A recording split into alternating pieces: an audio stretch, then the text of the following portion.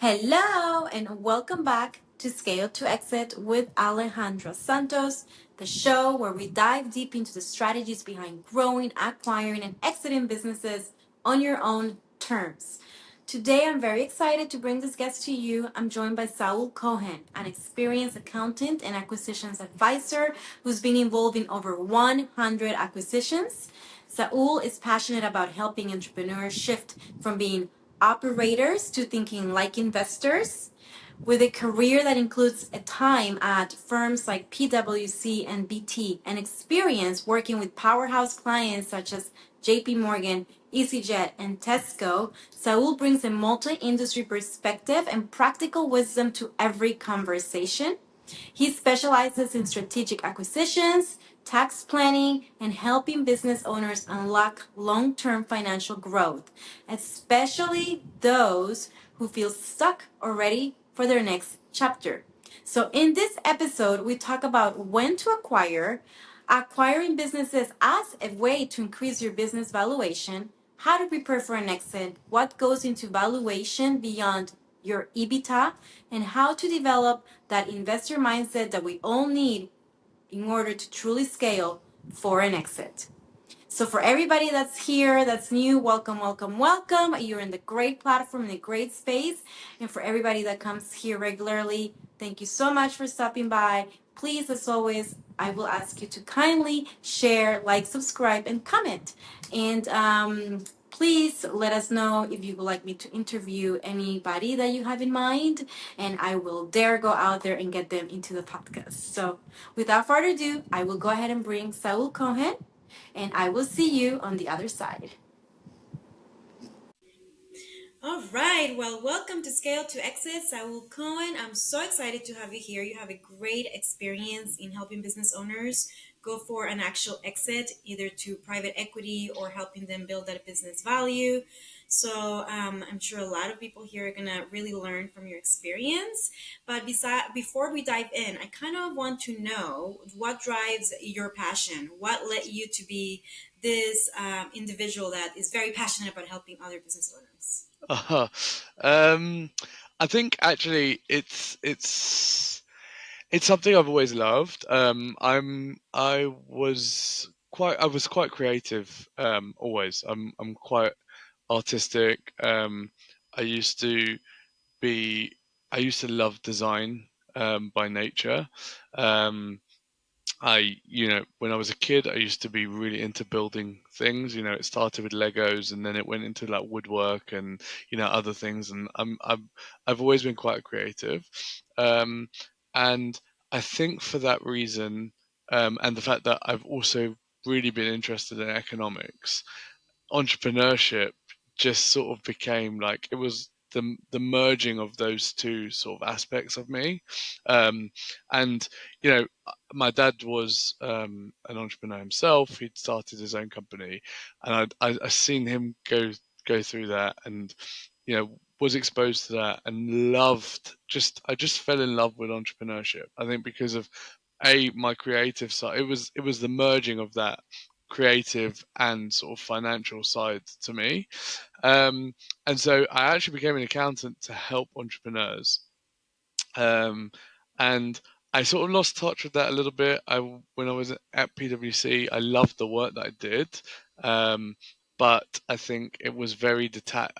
One of the things that I really struggled with is that it was really detached from, you know, working with entrepreneurs. That we were working with stakeholders and senior executives, but it wasn't entrepreneurial in the same way. Um, and yeah, that I basically realized that you know there are lots of entrepreneurs who run, um, I suppose, the less sexy businesses that are actually really successful, um, and those entrepreneurs really suffer from what they don't know, um, and no one teaches you about entrepreneurship, and no one tells you, that there's a whole world of things that we're just never taught.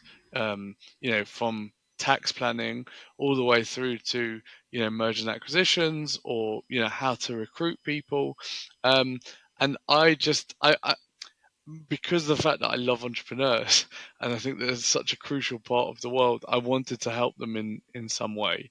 Um, and the way in which I believe I can help them is to make sure that they're setting up for their future, um, and that when they do finish their journey, when they do decide to hang up their boots, as they very rarely do, to be honest, because they never really stop. But when they do, um, they do so in a comfortable life and in the knowledge that they've left a legacy behind, um, and a legacy that they can be proud of. And yeah, that really drives me. I'm it's my reason for being. I love it.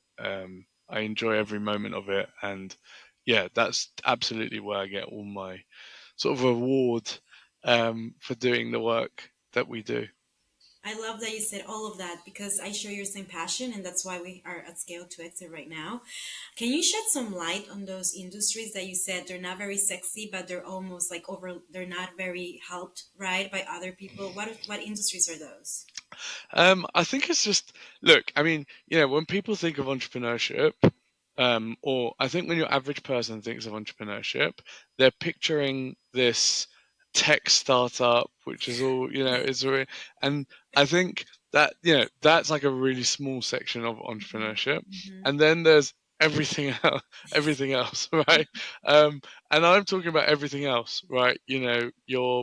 It could be your gym wear business. It could be, Construction. Yeah. accountancy, Yeah. construction, solicitors, like, Yeah. medical practices, like Hmm. literally everything Hmm. other than what people normally picture when they think an entrepreneur. Yeah, I love that you said that, and that's the reason why I ask you because a lot of people do have the misconception that it's technology or those venture funded startups that are doing something innovative, and no, it's actually everybody else. That's yeah, the backbone of the economy. exactly. So I love that you said that. I know you focus a lot on helping business owners, entrepreneurs, really scale through acquisition, and I found that Mm. very interesting. Do you want to talk about it?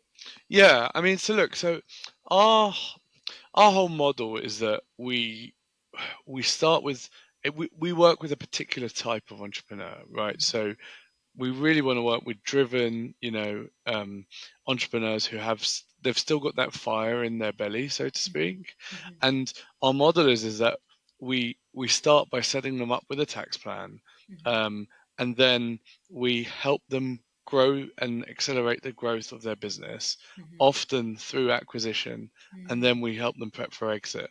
Um, it so happens that just people come in at different stages, and sometimes people come to us particularly from overseas, and they're ready for the support with the exit, and we just do that. And so, um, the reason why I love acquisition is that for the right business, it's an incredible way to accelerate your growth. mhm, Um, and indeed, actually, I think that the most successful acquisitions at the sort of smaller end are normally going to be these strategic type buyers, right? Where mhm, mhm, um, you're going to get maybe, let's say, for example, a landscape management company.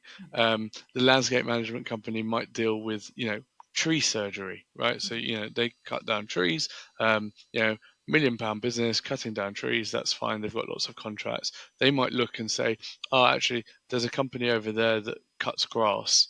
That'd be mhm, really cool. mhm, And then they look and say, oh, there's a company over there that deals with like sort of composting. That would be a mhm, really cool addition. And mhm, so before you know it, you've got like a sort of a full suite of services that you can offer. mhm, Each one has its own niche and client mhm, base. They can cross sell into each other, and those sort of acquisitions are really successful. mhm, Um, and yeah, that I think that's generally the reason why I love acquisition is because I think it does two purposes. It gives an exiting owner what they want, which mhm, is something better than switching off the lights, mhm, um, and it gives a an acquiring owner the ability to look after the employees, keep that business running, and mhm. actually accelerate the growth of their own business. So, it is a win-win scenario, um, and yeah, it's just yeah. There's lots of ways to be creative, but ultimately, what it does is it accelerates the growth of your business.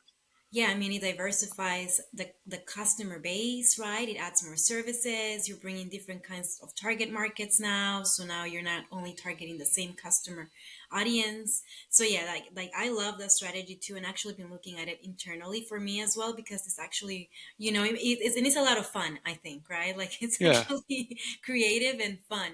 But for you said earlier that some people that come to you sometimes are too early for this, and then you have to like kind of prep them. So when is the right time that you know that it's their businesses are ready to start acquiring other companies? Um, I think, yeah, it's a great question. I think um, it's it's twofold. I think it's number one on the business owner. So when the business owner hits a level of maturity, and number two is on the business itself, right? Um, so a business, let's say it like this, right? An investor. You said you're looking at making acquisitions. What was it that sort of triggered that for you? When did you? When okay, so I'm ready. Business owner mindset. I'm ready. But it's actually a good point that you brought that apart. I think we need to dive into that one later. But yes, what sparked that for me? Well, to expand. So to expand on my service offerings and to um kind of like look at more. I kind of want to do expansion, but I also want to use a customer base to bring them into what I am doing because it will be a complementary kind of offering. So it Yeah. would, it's a dual strategy for me. Okay, so I think that's sort of like saying that the business is ready, right? So for me, like I separate it into the two. So I'll come back to that. So I say that the first thing is that the business owner needs to be have an investor mindset. And when I say an investor mindset, I mean there's a level of maturity there. Um, you know, a level of understanding of what's required to be a successful business leader. Hmm. Um, a a level of understanding of how business works, and a little bit of, I call it grey hairs, but it doesn't need to be grey hairs, but like the scars of entrepreneurship, the ability to sort of duck and dive a little bit, and they don't necessarily need to have been an entrepreneur before, but they need to have built resilience over a period of time, Mm-hmm. um, and had the ability to make an investment in a small, or a medium-sized business. And then there's the is the business ready? And so you're talking a lot to the fact that the business is ready, right? So you've got a bit of a niche, you've got a reputation in a certain area, and you're thinking, I can capitalize on this niche because if I get another business in a different or but complementary niche, we're going to be able to cross sell and we're going to be able to benefit from those economies of scale, Hmm. which is absolutely fantastic. Hmm. Um, I think, to me, the biggest reason that an acquisition like that would fail, there are. I've done lots of acquisitions now, like 3 digits. I think it's probably approaching 200, but I'm not sure. And so when you get to that many, you see the same patterns over and over again. Hmm. Um, and one of the reasons why acquisitions fail, um, by and large, will be either cash flow, Hmm. poor management, or a bad cultural fit. Hmm. And to me, when it's something like for you, right, where you've got like a successful business owner who's probably developed their own niche, they probably you probably do have that sort of ability and maturity to go out and make an acquisition. You've probably got quite a good niche in the market that you're working in. The reason why that sort of acquisition won't work would be either cash flow Hmm. or values fit. Hmm. um, and yeah, generally, I think that's the thing that people miss, is that more than acquisition is about money and finance, it's about people. Hmm. Um, and I work with a fantastic acquisitions consultant, and he always says, and I've pinched it from him, that acquisitions is 80% heart, 20% head. I think that's absolutely true. You're buying a team, and your team need to be mature enough to be able to integrate with that team, and that team also, you need to have that values alignment. I love that you said that because you basically are reiterating everything that we have spoken before with previous guests here that are experts at acquisitions like yourself, or that they have seen it all. So then I guess my question here is the follow up for that one is how is basically a seller's I wouldn't say job, but it's a seller's duty to prepare their team for a big acquisition. But how can a buyer facilitate that transition as well? Um, yeah, I think the seller side is harder. Um, I think the it, look, a buyer's side is it's much easier, right? Yeah. So you turn around and you speak to your team, you get them on board, you explain to them what you're doing. Normally your team will be really excited by it. They'll want to get involved. They'll be quite excited about the fact that they're going to be working with other people. Mhm. um, that's less There's less to manage there.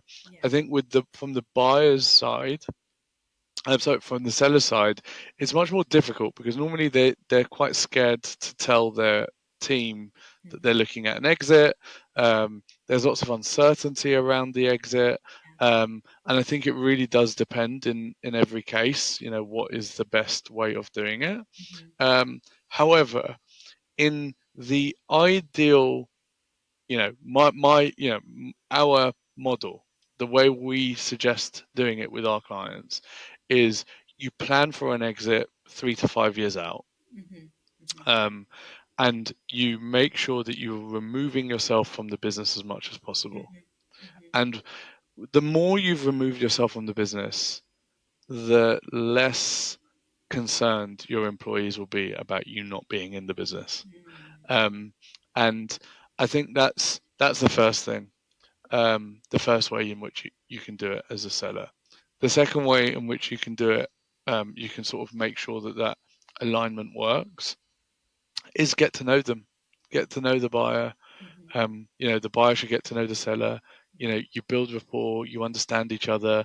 You see if, first of all, if the two of you get on, because if the two of you get on, it's quite likely that you've probably got shared values. And if you've got shared values, it's quite likely that you've built teams that have similar shared values. Mhm. The next step will be to get to know those teams, Mhm. um, senior management particularly, because uh, culture is always a reflection of senior management, right? Um, and so if you know the senior management, you know the team, you know their pitfalls and their strengths, then you'll be able to see what is the rest of the organization going to look like. Um, and yeah, I always say it's much better when you know those people, you understand what cultures are we moving into, Mhm. then you can plan it. And then, post acquisition, there's a whole host of things that you would do. It's a whole change management process, right? You have integration teams, and you learn from each other, and that's a whole conversation in of itself. But in terms of pre-setup, it's Mhm. just about making sure that yeah, do what you can. You know, prep the team in advance, make sure that you're removed, Mhm. and then get to know each other, get to know the teams, and you'll see it very quickly. It's the sniff test. Everything. I just need to reiterate what you just said because it's so simple. It sounds so simple, but yet it's so yet complicated for businesses owners to really implement, especially the 3 to 5 years. So what you're saying is for everybody that's listening, you need to have 3 to 5 years to prepare your business for an exit. It's the ideal plan. And then if you're going to be acquired and your team is gonna, go to a new company, make sure that your values are aligned, make sure you are detached from the business because that's gonna lower down concerns from everybody else. Make sure that you are, just making sure that everybody is aligned, right? That's basically the number one thing in terms of financing acquisitions. Like what are the some creative or common ways like business owners can fund an acquisition if they don't really have all the capital up front, because that's a lot of capital. Yeah, I mean, so I think the biggest shock for sellers normally is how little cash there is at the SME level, right? Mm-hmm. Um, and actually, no one in what very rarely do people in the market come in with a sizable war chest. Um, However, it does depend on sort of the area in the market that you're coming into. So let's say you're looking at a company with $100,000 EBITDA or pounds EBITDA, whatever, wherever you are in the world. Yeah, if you're looking at that sort of range, um, yeah, multiples are quite small, um, and you're probably going to be it's going to be vendor finance most of it, and you're probably not going to need you'll need little to no cash. That's the fact of the matter. Um, as the EBITDA starts to increase, the multiple starts to increase, and then you do start to need to become a little bit more creative. Um, Vendor financing becomes one way in which yeah, that's definitely the most popular and cheapest. Well, I don't know if it's cheapest, but it's the most popular and easiest way to get financing. Will be for the seller to defer a chunk of the income. Um, the next way in which it can be done is just raising general debt. So you might raise debt against the assets. Um, and then, you know, the third way in which it can be done will be to sell assets in the business and lease them back. And then the fourth way will be to bring on equity investors. Um, the third way, I think, is the way that most people miss. And I think that, the idea of selling assets and leasing them back doesn't really cross people's mind.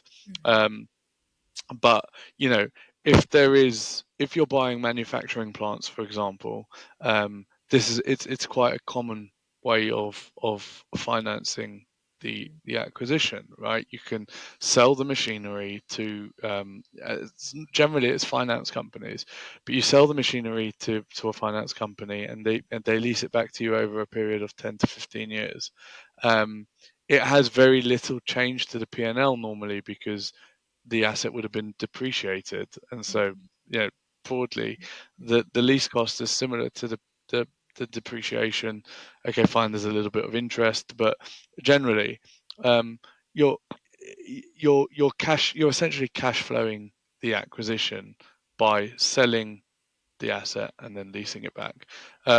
More common than sort of machinery would be for you, like if a business comes with a property, um, you might sell the property um, to a third party and then lease it back. Um, and then, within that, there's lots of other creative ways that you can do it. So we've worked with our clients who have built pension schemes. We've converted their pension schemes and then used their pension to buy the commercial property, and then that's released the equity to make the acquisition of the business, and then you just see what I mean. So within those four broad ideas, there's lots of ways to be really creative, um, and really I see it as what you're trying to do is give two people what they want to achieve. You're trying to help two people achieve what they want. Um, and it becomes less about, when you think of it that way, it becomes less about evaluation, and much more about, okay, let's just see how close we can get to giving everyone what they are after. So, talking about valuation, beyond EBITDA, right? What are other factors that influence a company's valuation during an acquisition?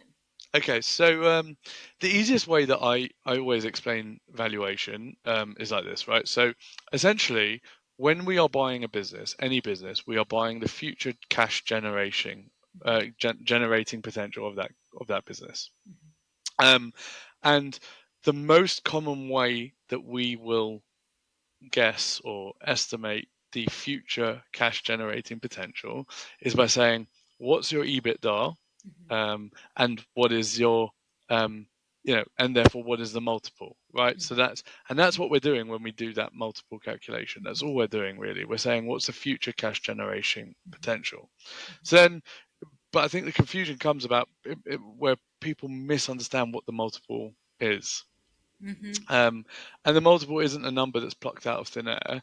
Um, it's essentially an estimation of the risk that your business poses, right? So the less risky your business poses, the less risky your business is, the Mm-hmm. more confidence that I have that your EBITDA that you are reporting to me will continue into the future, Mm-hmm. the higher multiple you will get, Mm-hmm. because your business is less risky. I Mm-hmm. need a lower return as an investor. Mm-hmm. Okay, and therefore I'm happy to give you a higher multiple. Mm-hmm. Um, so there is sort of that inverse relationship between the return on investment that I'm Mm-hmm. looking for and the multiple that you get on the business. Mm-hmm. Um, the where so now your real question is, well, how do I what affects that multiple Mm-hmm. other than EBITDA, right? Because Mm-hmm. obviously, if I've got an EBITDA of £1 million and I got a multiple of 3, then it's Mm-hmm. 3 million. If I got an EBITDA of £1 million, multiple of 5, it's 5 million, right? So we're saying, how much can the multiple? What affects the multiple? Well, actually, the first thing that affects the multiple is the size of your EBITDA, because um, EBITDA of 100k is more risky than EBITDA of £1 million, Mm-hmm. right? And EBITDA of a million is more risky than EBITDA of 10 million, right? Mm-hmm. Bigger companies are seen as less risky because they have more processes, more systems, and they look more established. Mm-hmm. So that's the first thing. Actually, the size of your EBITDA will change the multiple itself. Um, then the second thing will be the quality of your accounting records. That one always shocks people. Um, yeah, I mean, yeah, if the more confidence that I have that the numbers that you are reporting to me are accurate, the Mm-hmm. less risky your business is. Um, the quality of revenue, the type of revenue that you have, if you have recurring clients, for example, all of these things will change um, your multiple. But really, what you are really saying is the quality of the assets that you have developed in your business, right? And this is what we do when we work with clients who are looking out to sell. We get them to think of their intangible assets in the business and start thinking of, when you are building a business, you're not really building a business, you're building a portfolio of assets. You're grouping them together in what we know as a business, a limited company. But ultimately, you're building a portfolio of assets. Now, those assets might not be tangible, they might not be things that we can hold, they might all be intangible, but they are assets nonetheless. And the more that we can demonstrate value of those assets, the more that we can show that your business is not risky to a buyer, and therefore, the higher the multiple that you will get. I just loved how you explained valuation because it's such a, as you already know, it's a challenging topic for business owners to understand. They come to me, I do evaluation for them, and they go, "Oh my God, I thought my business was worth more. I mean, businesses in my industry exited for 5x or this much," and I'm like, "Yeah, but your business is not worth." Because you only have two big customers. Right. Because you have a small team, because you don't have a lot of processes, because your accounting records are wrong. Like there's so many things that go into place, especially when it comes to the financials. I see that there's a huge misconception there. So for you to come in here and explain to everybody what valuation is in your words is really valuable, honestly. So thank you for that. Thank you. And you also said something really important before, the investor mindset. How, well, you have worked with so many different kinds of business owners and mindsets. How do people get to that level? Are you talking about a business owner or a business seller? A business owner that wants to acquire a business, as an investor, having the investor mindset. Yeah, okay. So the first thing I always suggest to my clients, actually, whether they're looking to buy or they're looking to sell, the Mm-hmm. first thing that we always suggest is stop working in the business every day, Mm-hmm. and start taking some time out to work, Mm-hmm. Mm-hmm. from a different position, um, in a different location, um, change your environment completely and work on the business. you know, start assessing yourself, from a cold, um, without, I don't want to say cold-hearted. I mean, what I mean is without the emotion that you attach to your business, Mm-hmm. um, and look at your business, yeah, assess it the way an investor might. Now that's often easier done with a third party like a Yes. business coach, um, and that's normally a really good way of starting out that process. But the idea is to get into the habit of looking at your business not from within but from above. Okay. Um, and I think that once you are in the habit of looking at your own business from above, then it's much easier to start looking at other businesses from above, and you Mm-hmm. start looking at the the efforts that you are putting into your own business. You Mm-hmm. start thinking of those efforts in terms of what's my return on investment, Mm-hmm. whether that's time or anything else. But when you start looking at your in return on investment in your own business, then you will start looking at other businesses and start thinking, what's my return on investment? Um, and ultimately, every investment is about what's the return that you're making. Mm-hmm. Um, and I think that that's the biggest difference between the investor and sort of the business owner. Mm-hmm. A business owner just does day to day without thinking about the return on what they're doing. They're just doing. Um, and occasionally they'll do something and it really works and they're doing really well, but they're not really conscious about, well, what's the return on this? Mm-hmm. What return am I trying to achieve on X, Y, and Z that I'm going to be doing tomorrow? Whereas an investor, even if they're working in the business, will always be thinking, what's the return on the effort I'm about to put in? Mm-hmm. Mm-hmm. No, I love you. You said something really important there. Basically, step away from your business and look at it above, like it's like a separate business, like it's not take the emotion out. And then once you start shifting that way, you're gonna start looking at other businesses the same way as an investor. That's really cool because I always talk about return on your asset. And people are like, "What? Your business is your greatest asset." Wouldn't you agree? Like that's the best asset that you can retire on and cash on because that's your time, energy, everything that you put in.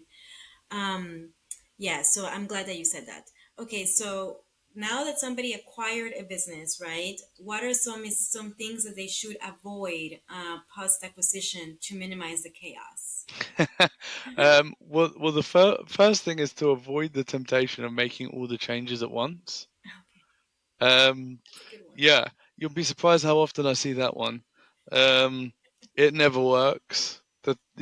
It just never works. However good you think your ideas are, and they might be fantastic, it just, at the end of the day, when you buy a business, you're not just buying the profit or the customer base. You're Mm-hmm. buying the business. If you were just buying the customer base, you would have been better off just buying the asset of the contracts, right? Mm-hmm. If you are buying the full business, then you are buying everything that comes with it. And I Mm-hmm. think that the first really 3 to 6 months, but 6 months should be a learning phase. Um, you know, I think lots of people think they've done due diligence and then their due diligence is finished. Mm-hmm. But the truth is that due diligence is just about hedging your risks. Mm-hmm. Um, Actually understanding the magic sauce of a business won't come until you've spent time with the business, with the people. Mm-hmm. Um, and I think that's really important. And then come up together.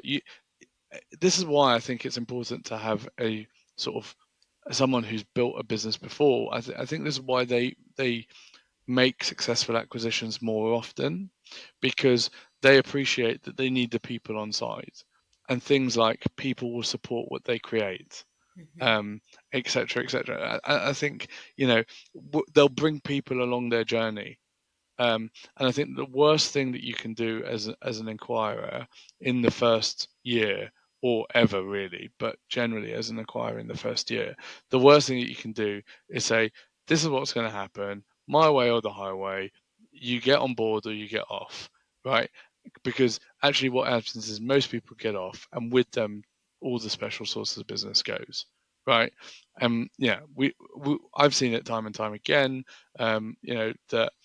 we've sold a business to someone, and they just don't think about this. And actually, sometimes I've been shocked at how easily people fall into this trap of just trying to change everything all at once.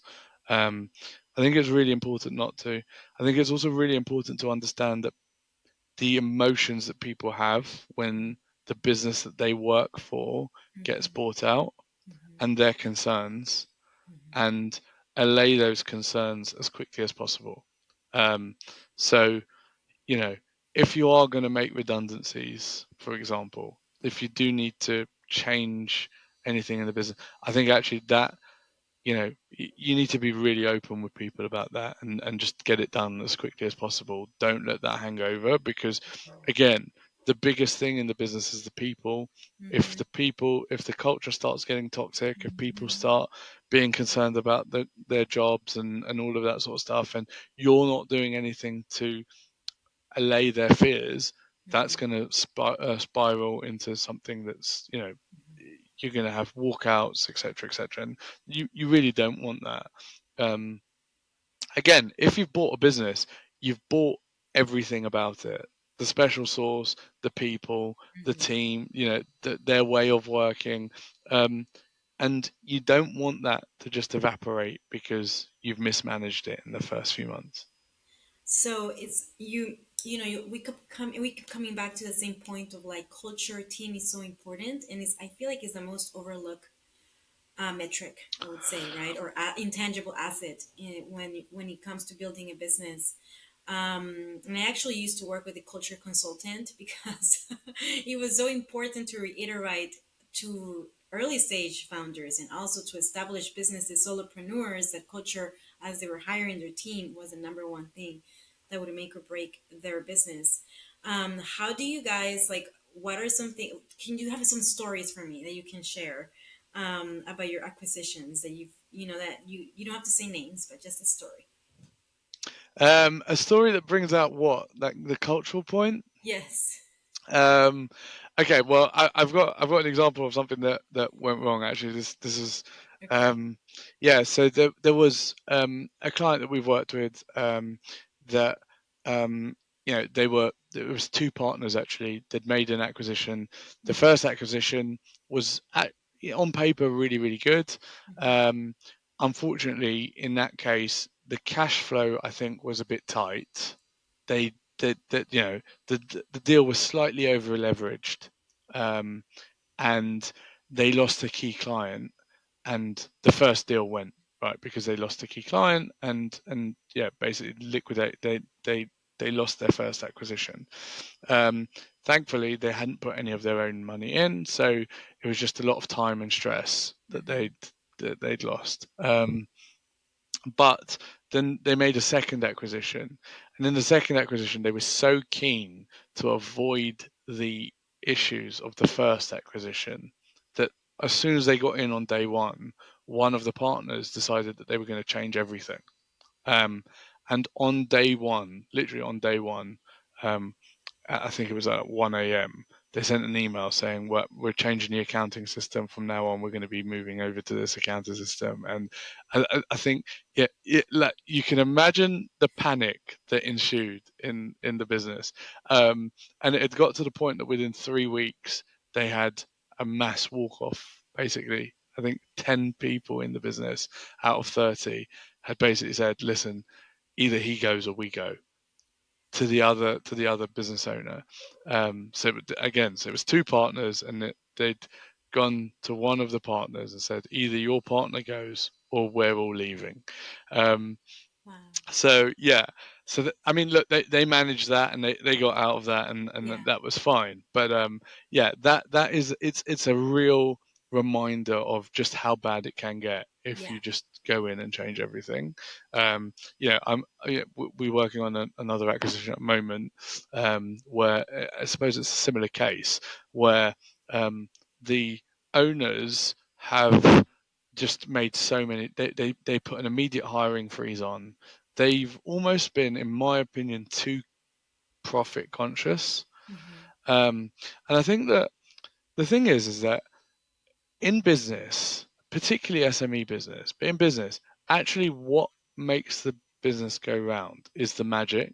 It's Mm-hmm. like the spark in the business, Mm-hmm. and the effect of that is cash flow and profit. Mm-hmm. But the actual, the actual special stuff in the business isn't, academic. It's magic. Like the get up and go, the purpose, the culture. It's that sort of, the sparkle that I call it, like, sparkle dust almost. Okay. Um, and the problem is that when you have a new owner come in and they are too concerned over, right, here's our P&L. Let's just go out with a fine tune comb and start like drawing lines through things. What ends up happening is the magic leaves the business, Mm. and what they found in this case is that they did that. They just went through and started ruling stuff out, and the magic evaporated. And when the magic goes, it's not long before the clients start to leave as well. Wow. Um, yeah, and that was quite it was quite bad. We had to sort of sit down, have a bit of an intervention with them, and sort of sit down and be like, right, let's get your team around, let's get people back on side, and let's go again, because this is not going to go well if you continue down this path. So I think that you need to be really careful with that. Um, I suppose some yeah, we had another client. Actually, this is a really interesting one. So it just goes to show how much accounting, like good accounting records, can Yeah. change. Yeah. Yeah. So we had a client come to us. Um, they'd agreed heads of terms for a deal to sell their business, um, and their accounts were in an absolute mess, and they said, "We've just got a whole load of due diligence requests, like, but the bookkeeping hasn't been done for 18 months," type thing, right? And it's like a £3 million business, and it's just like, how have you been managing this thing? Wow. Um, so look, we tidied everything up, got it all ready, but it took just the time that it took. The owner the buyer had lost confidence, and Mm. left. That actually walked Mm. out on the deal. They kept negotiating the value down and down and down, and in the end, the deal was gone. And it's, in my view, it always comes down to this, right? The buyer lost confidence in Mm-hmm. the deal, Mm-hmm. and therefore they could never get that confidence back, however low the valuation was going to go. Mm. But despite that, the fact that we had good accounting records for the following year, 12 months later, they got an offer for which was accepted and sold, um, for 40% more than the original offer. Okay. Um, and that was literally, there was, in that case, that was the only thing that we changed, was the quality of the accounting records and the way that they were presenting their management accounts.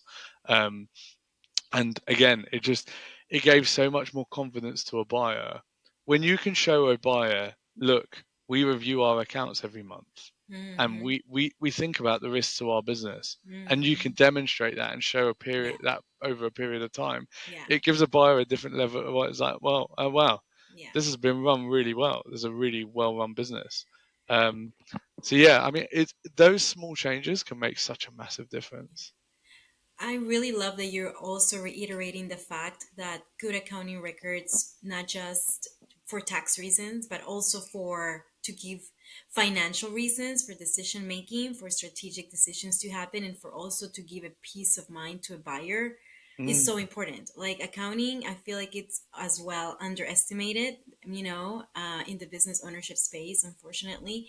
I'm not talking about like venture funded startups. I mean, they have investors, so they have to do something about that. But I'm talking about the bootstrapped, debt, old school business owners out there that they really overlook to have really good financial records.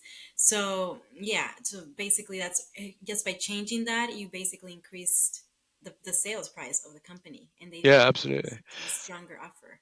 Yeah. That's crazy. So, talking about that, how can a business, besides that, take what a business can do to become more attractive to potential buyers? Okay, so obviously we have a methodology that we work through with our clients. Um, Generally, um, I always say the first thing that we do is actually we conduct a soft due diligence Mhm. on the company, Mhm. so that we can show the owner for the first time. Often, this Mhm. is what an investor would look at. This is the way an investor would review a company. Mhm. This is what they will see, and I think that often gives that's a big wow moment. I think for a lot of business owners. Mhm. Um, but what are the things that are sort of the standard, right? The standard assets that I think need to be in place. Mhm. Um, so the first thing is that the business brand, right? And when I'm talking about business brand, I'm not talking about, oh look, we're Nike. This brand is worth X million or billion or whatever it is. Um, I mean that the business has a good reputation in your niche, and you can demonstrate that by leads coming into the business. Okay. Um, and most business owners will get confused between the business having a good reputation in their niche and Mhm. them having a good reputation in the Mhm. niche. Mhm. Yeah. Mhm. And the fact is, it's people by people, right? Yeah. And so it will always start with you having a good reputation, and Mhm. then it will move over a period of time To the and, with business. conscious effort to Mhm. the business now has a Mhm. good reputation. Mhm. So that's the first thing. Mhm. The reason why that's the first thing is because that gives me confidence in the business's continuous ability to generate leads. It's got a good reputation. It's got a good name in the brand. That will be one of the first things that business buyers will always tell me when they tell me about business. They'll always say, here it is, here's the headline numbers, it's got great reputation. Mhm. Yeah. So that I think is one of the best assets that a business can build, Mhm. and doing that carefully nurture that. Mhm. Um, the next thing will be the revenue, so your offering and the type of revenue that you've got in the business. Mhm. So I always say if you can build a repeating model or build in some way some kind of recurring service that you can offer to your businesses, to your clients. Um, that adds a tremendous amount of value. Any kind of recurring service, or community or something to show that your Mhm. customers buy on a Mhm. semi-regular basis, contracts, etc. That stuff is really really valuable. The second thing is to have a team, a management team, Mhm. and to be able to demonstrate that that management team are skilled in the management and leadership of the business. Mhm. Um, that's a huge asset to be Mhm. able to show. And it's a sort of funny thing is, you know big businesses do this as standard. They'll document their board minutes, and they'll have risk registers to show all the risks that they've identified in the business and what they're doing about them. But Mhm. a small business won't do it because it's too much admin. But Mhm. if you could do that and show an investor, look, here's all our board meetings over the part, quarterly board meetings or monthly Mhm. board meetings or whatever it Mhm. is. Here's all the risks that we've identified, the Mhm. issues that we've identified in the business. This is what we did about it. To Mhm. be able to show an investor that story, that your management team were able to do that, wow, Mhm. doesn't that show me that this is not a risky opposition, Yeah. acquisition? Sorry, doesn't Mhm. that show me that Yeah. you've built a team Yeah. that are incredible, that Mhm. can run this business without me doing much? Mhm. Um, and so, again, it's about thinking about your business in that way. And then the third thing that I would say is sort of the low hanging fruit, other than what we said already about the accounting records. But the third thing that's always low hanging fruit is the process and controls, Mhm. documented processes and controls, Mhm. to show that, here's our way of working, Mhm. here's our secret sauce, so to speak. Mhm. Here it is, very clearly documented. We do, this is how we onboard people. you Mhm. know Here's our cultures, values, all of that sort of stuff. It's all Mhm. documented, presented really nicely. um, and your team live and breathe it, right? It's Mhm. not just documented and on a shelf somewhere. Mhm. It's documented to the point and rolled out throughout your organization to the point Mhm. that I can ask anyone, how do I do X, and they Mhm. will know how to do it or know where to find it to be able to do it. Mhm. I love, okay, so I'm going to reiterate that. So, reputation, number one, because that's, and I love that you said that. it starts first with the person, because it's true, your leadership, your personal leadership, and then it bleeds into the business with your team and everything that you're creating. I bring a lot of guests here to Scale to Exit, and we talk about personal branding and business branding because it's really all part of it. The second one, which is the recurring revenue, right? If you're in the position to create recurring revenue, even better. And then the third one is the team management, the management team that they can, some businesses even have a board of directors. So can you build a board of directors and like have them, And then the fourth one is the processes, controls, obviously your financial records. Like everything that you just said, it just resonates so well. And I hope it does with everybody else too. Yeah, I hope so too. Yeah, as I say, yeah, we've just got a model that builds on. Yeah, we've just got here are the assets you need to focus on, Yeah. and yeah, these are the added value assets, and Yes. that's what it is. It becomes a tick box, and you can then be conscious about it. So Yes. yeah, hopefully it is helpful. Yes. So I'm going to ask you some personal questions. Mm. Let's see. What does self care mean to you, and how do you incorporate that into your daily routine? Self care. Yes. um, okay, what does it mean to me? Oh gosh. Okay, I think to me, I get all of my buzz from like doing things right. As I mentioned it earlier on, I love building, Mm-hmm. um, and I'm not building sort of Legos or woodwork anymore. But I feel like I am building things, right? Whether it's in my community, in my business, whether it's my clients, my kids, we have responsibilities, and I love the role that I play in that.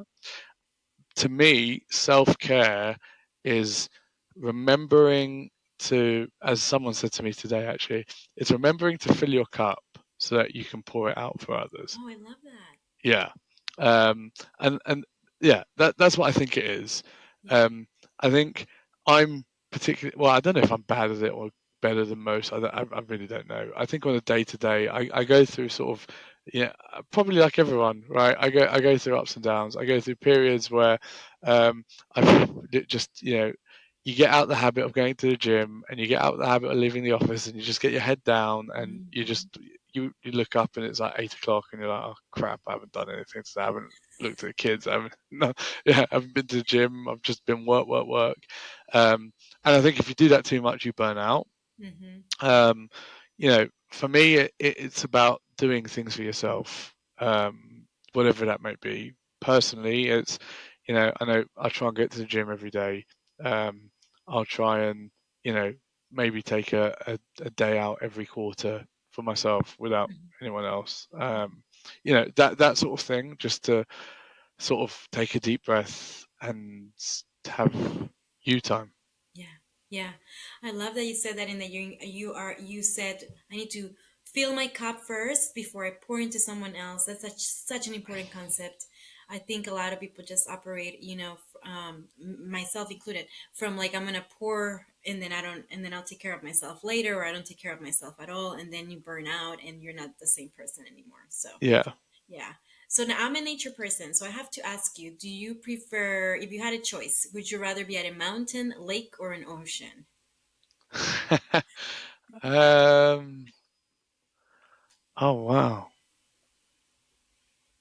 I think it depends for what. Um, but I think if I wanted sort of I think a lake. Wow, like being in like a nice like, it's just really nice and serene. Like if I wanted that, just sort of like a moment of calm, and Yeah, like had to have a happy place. yeah. Um, that would be it. It'd be like a place with a lake, probably a mountain in like the background. Do you know what I mean? Like one of those like sort of valley lakes. um, but yeah, I mean that would be my place. Yeah. I always go back and forth between all of those because I used to live in California, so I had access to the mountain and the ocean, and now I live by a lake. So now, I think I'm just going in my lake stage now. So that's perfect. So, Yeah. last question. If you had the opportunity to meet someone and sit next to them at dinner, what would you ask them and who would that be? Oh wow. Um. Oh gosh. Okay, let me hear yours first, and then I'll tell you mine.